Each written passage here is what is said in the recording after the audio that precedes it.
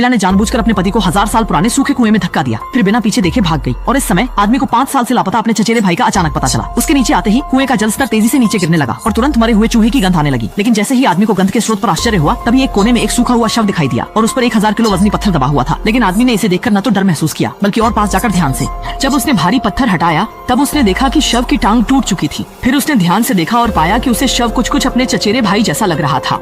5 साल पहले तैरने में माहिर मेरा चचेरा भाई नदी में खेलते समय अकस्मात डूबकर मर गया। आदमी लगभग डर से पसीने से तर हो गया, यह सोचकर कि चचेरे भाई की लाश यहाँ कैसे हो सकती है। फिर आदमी ने प्रश्नों के साथ कुएं में सुराग तलाशे।